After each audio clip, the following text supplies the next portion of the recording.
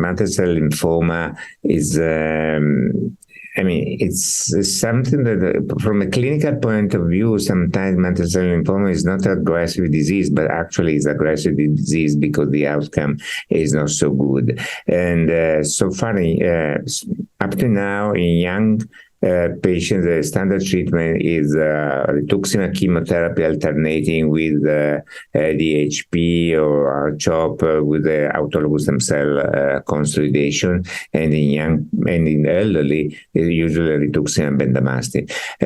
Recently, we had some interesting data with BTK inhibitors associated with Rituximab and Ibrutinib alone, or also some other studies that including Rituximab, Ibrutinib, and BCL2 inhibitors like Venetoclax that show really good response rate and long-lasting response duration. This is an interesting approach. However, I had to say that in high-risk patient, patient with blastoid subtype or TP53 mutation or high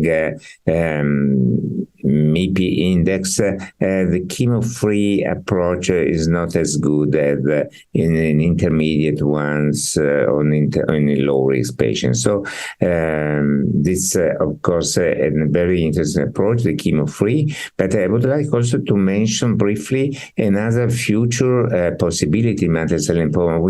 Now we have the CAR T-cell in the relapsed refractory mantle cell lymphoma who fail Ibrutinib, but the efficacy of CAR T-cell in the relapsed refractory is so high that now there are some ongoing trials in which CAR T-cell are moved just immediately after a brief period of chemo-free approach with Ibrutinib plus Rituximab and then CAR T-cell consolidation.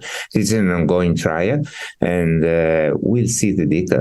I don't know the data yet, but I'm optimistic regarding this totally immunotherapy approach.